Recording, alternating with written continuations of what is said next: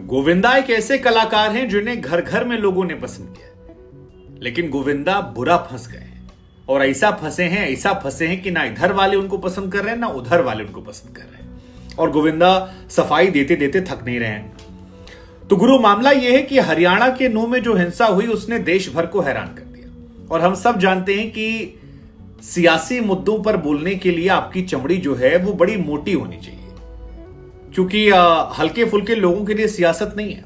आप जैसे ही सियासी टिप्पणी करेंगे, फर्क नहीं पड़ता आप कौन से कलाकार हैं, कौन से क्रिकेटर हैं, गायक हैं, क्या हैं, एक वर्ग जो है वो आपको सराखों पर बिठाएगा और दूसरा वर्ग आपको गाली देते नहीं थकेगा।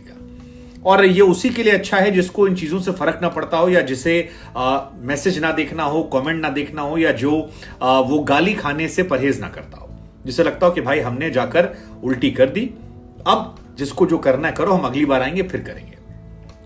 लेकिन गोविंदा ने जब हरियाणा के मसले पर एक ट्वीट किया और वो ट्वीट एक वर्ग को अच्छा लगा, दूसरे वर्ग को से नाराजगी हुई, तो मामला बहुत बड़ा हो गया। कहानी गुरु कुछ ये है कि एक मुस्लिम व्यक्ति हैं आसिफ खान, मोहम्मद आसिफ खान की तरफ से एक ट्वीट किया गया था कि हरियाणा के गुरुग्राम में मुसलमान दुकानदार जो हैं उनकी दुकानों को लूट लिया गया था और इसके बाद कई लोग इस पर निराशा जता रहे थे और इसी को लेकर गोविंदा की तरफ से सोशल मीडिया पर एक ट्वीट कोट कर।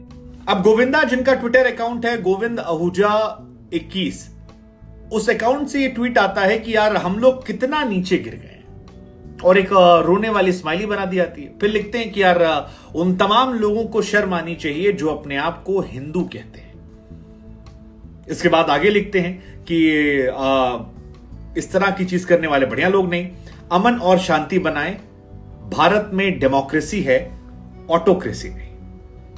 आसान शब्दों में अगर अंग्रेजी को हम किनारे रख के समझा दे तो वो कहना चाह रहे थे कि लानत है उन लोगों पर जो अपने आप को हिंदू कहते हैं, ऐसी हरकत करते हैं, हमारे देश को अभी भी डेमोक्रेसी यानी हर धर्म संभाव ब्ला ब्ला ब्ला कहते हैं। लेकिन क्योंकि हरियाणा वाले मामले के दो पहलू हैं, एक पहलू है जिसमें आरोप मुसलमानों पर लगता है कि भैया इन्होंने घर से ढेला मारा, पत्थर मारा, हथियार लेकर आए, बाहर से आए, बुलडोजर चल रहा है, एक्शन हो रहा है, शोभा यात्रा को परेशान किया, हिंदू डरा हुआ है जहां मुस्लिम मोहल्ला ज्यादा मुसलमान रहते हैं, माउंटेन ज्यादा रहते हैं। और दूसरा वर्ग है वो जो मुसलमानों की तरफ से कि भैया हिंदुओं ने आतंक बो रखा है, परेशान किया हमें, हमारे एक बारे में उल्टा सीधा कहा, नारे लगवाए, कहा तुम्हारे जीजा आ रहे हैं, ब्ला ब्ला, बहुत सारी चीजें।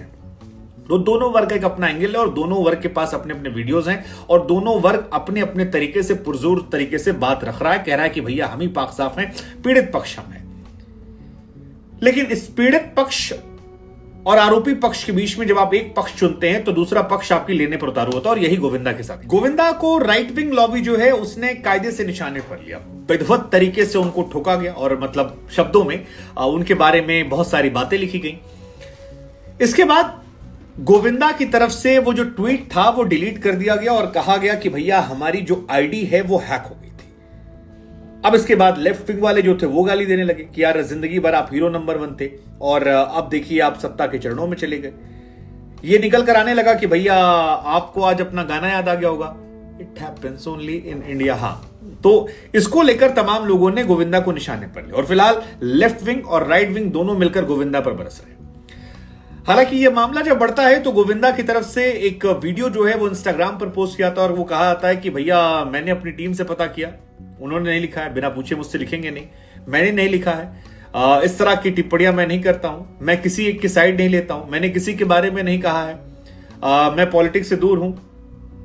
हो सकता है कुछ लोगों को लग रहा हो कि हरियाणा में चुनाव आने वाले हैं या आगे चुनाव है, मैं किसी पॉलिटिकल पार्टी को ज्वाइन कर लूंगा, लेकिन ऐसा नहीं हुआ, मैंने साइबर सेल में जाकर शिकायत कर दी है। अब ये इत्तेफाक जो है ये बड़े मासूम होते हैं, मतलब बड़े मासूम इत्तेफाक होते हैं। कैसे बताते हैं?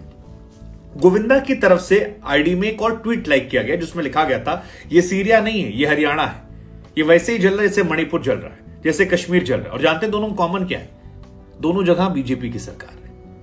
इस ट्वीट और ये ट्वीट जो है ये भी गोविंदा की तरफ से लाइक किया गया और इसको लेकर भी गोविंदा पर निशाने साधे। अब लेफ्ट विंग वाले जो है वो कह रहे हैं यार गोविंदा बाबू, यार तुम इतना बढ़िया एक्टर थे यार, तुम हमारे से पार्टी से चुनाव भी रहे। आप नहीं जानते, अगर कुछ लोग तो आपको बता दें, गोविंदा को 2004 में टिकट दिया गया था और 2009 तक वो कांग्रेस की तरफ से लोकसभा में सांसद थे, चुनाव जीत कर आए थे भारी भरकम वोट से। गोविंदा कह रहे हैं कि यार मैं ट्विटर का ज्यादा इस्तेमाल नहीं करता, मैं तो किसी भी कंट्रोवर्शियल मुद्दे पर बात ही नहीं करता हूं, मैं क्यों बात करूंगा? मैंने लाइक विक नहीं किया, मैंने कमेंट नहीं किया, और मेरी तरफ से सवाल नहीं उठता। जिसने किया है फर्जीवाड़ा है, मैं शिकायत करता हूं। मैंने पॉलिटिक्स को 18 साल पहले छोड़ दिया था। अब यह मामला काफी ज्यादा ट्रेंडिंग है। हरियाणा के नूह में जो हिंसा हुई थी, ब्रजमंडल यात्रा, उसी के बाद ये पूरा विवाद हुआ था। कई गाड़ियों को फूंक दिया गया, कई लोग अपनी जान गंवा चुके हैं, 7 लोगों की मौत की टिप्पणी जो है वो हो चुकी है। अब ये मामला गरमाया हुआ है। गोविंदा कह रहे हैं हमने किया नहीं है। कांग्रेस वाले जो हैं वो कह रहे हैं यार आपको हमने हीरो नंबर 1 माना, आप तो अब 0 नंबर 1 हो गए हैं। बीजेपी वाले कह रहे हैं यार तुम ही ने किया होगा, नहीं किया होता तो ये कैसे लिखा आता, बिना जाने समझे कह दे रहे हो। अब वो कहते हैं ना, समय चूक तो उनका पछताने का वर्षा जब सुखाने। या दूसरा वाला मान लीजिए कि सियासत इस कदर आवाम पर एहसान करती, आंखें छीनती, उन्हें चश्मदान करती। लेकिन ये मामला सेंसिटिव है। नूह वाला मामला बहुत सेंसिटिव है, और इस सेंसिटिविटी के बीच में एक पक्ष लेना, हालांकि कुछ लोग इस पर और भी टिप्पणी कर, जैसे धर्मेंद्र जी हैं, धर्मेंद्र जी ने इस पर एक अपील की कि भैया मेरा हरियाणा है, अब देखा नहीं जा रहा, ये सब जो हो रहा है मैं बर्दाश्त नहीं कर सकता। और धर्मेंद्र पाजी की तरफ से एक बैलेंस ट्वीट किया गया था कि ये कहर क्यों, किस लिए, बख्श दे मालिक, अब तो बख्श दे, अब बर्दाश्त नहीं होता। फिर उसके बाद उन्होंने अपील भी की। लेकिन ये एक न्यूट्रल स्टैंड है जिस पर आप बात रख रहे हैं, और आप हर कोई जानता है कि चाहे पॉलिटिक्स हो या मीडिया हो, लोग न्यूट्रल स्टैंड पसंद नहीं करते। लोग चाहते हैं कि आप एक पक्ष ले लो, ताकि हम अपने आप में क्लियर हो जाएं कि आपको गाली देना है या आपका वीडियो तुरंत शेयर करना है। गोविंदा बार बार ये कह रहे हैं कि मैं पॉलिटिक्स डिस्कस नहीं करता हूं, उनको डर लग रहा है। वो कह रहे हैं कि यार मैं दोबारा इन सब में नहीं पढ़ना चाहता हूं, मैं जानता हूं कि ये सब बातें खतरनाक हो सकती हैं। हो सकता है कि आने वाले टाइम में लोग मुझे लेके एक राय बना लें घर घर में, हो सकता है मुझे हरियाणा में शो ना मिले, मेरी फिल्में रिलीज ना हो पाए, हो सकता है मेरे विरोधी जो हैं वो ऐसा कर रहे हो, लोग मुझसे प्यार करते हैं, ना देखा जा रहा हो। अब बीते कई साल में हमने देखा है तमाम ऐसे एक्टर्स को जो पॉलिटिकल व्यू की वजह से या तो बॉयकॉट कर दिए गए, या कुछ ऐसे हैं जो हिट हो गए क्योंकि एक स्टैंड उनका था, उनके लॉबी के लोग आ गए, टैलेंट 19-20 भी रहा, चल गया मामला। लेकिन फिलहाल गोविंदा फंस गए हैं। फंस इसलिए गए हैं क्योंकि वो ट्वीट आया। अब आया तो ये हर कोई जानता है कि जो फंसता वो यही कहता है कि यार मैंने नहीं किया। हो सकता है सच में शायद हैक हो गया हो, लेकिन जो कुछ हुआ, गोविंदा 2008 होते होते पॉलिटिक्स से गए थे, फिर पॉलिटिक्स। अब हमारा आपसे पूछना है कि गोविंदा वाले प्रकरण को लेकर आप क्या सोचते हैं। और गोविंदा क्योंकि कांग्रेस के नेता रह चुके हैं, 4 साल तक वो काफी एक्टिव थे। बीजेपी के बड़े नेता राम नाईक को उन्होंने उत्तरी मुंबई लोकसभा सीट में हराया था, तो बड़े नेता थे जिनको हराया भी था, बम्पर वोट जीते थे। हालांकि बाद में उनका मोह भंग हुआ। गोविंदा ये कहते हैं कि पॉलिटिक्स में जाने के चलते उनके करियर को काफी नुकसान हुआ, उन्हें बहुत सारी फिल्में मिल रही थी जो छूट गई, और इसी के बाद वो पॉलिटिक्स से काफी दूर हो गए, पॉलिटिक्स से अपनी दूरियों को बनाकर रखा। हालांकि पॉलिटिक्स और बिग बॉस हमको लगता है ये सबको सूट नहीं करती है, और ये काम रिटायरमेंट पर करना चाहिए। अगर आपको अपना किसी फील्ड में करियर बनाना है तो इन दोनों से थोड़ा सा बचना चाहिए, क्योंकि इसके चक्कर में आपका फायदा बहुत कम होता है, नुकसान होता है।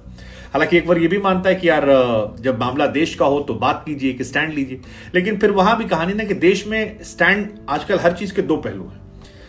मणिपुर में हिंसा हो रही है, आप या तो हिंसा को लेकर कोई बात नहीं करता है, या तो आप मैतेई को लेकर बात करते हैं, कुकी को लेकर बात करते हैं, जिधर भी आप जाएंगे दूसरा पक्ष समझ जाएगा। ऐसी हरियाणा में या तो आप मुसलमानों के साथ या हिंदुओं के साथ है, अमन चैन की बात कोई नहीं हो रही, जिसको जो मिल रहा चढ़ जा रहा है। कहीं पर हमने देखा कोई कलावा काट कर रिपोर्टिंग कर रहा है, कहीं पर हमने देखा कोई किसी को चचा मिल गए कोई, तो उन्हीं से कर दिए कि चचा आप थके थे नहीं थके थे। तो दंगा कौन करवा रहा है, कैसे हो रहा है, ये सब पता नहीं, लेकिन इसमें कई लोग जो न्यूट्रल होते हैं, आम लोग होते हैं, फंस जाते हैं। हिंसा समस्या नहीं, हमारी भी आप लोगों से अपील है, शांति व्यवस्था बनाए रखिए। और इसको लेकर क्या सोचते हैं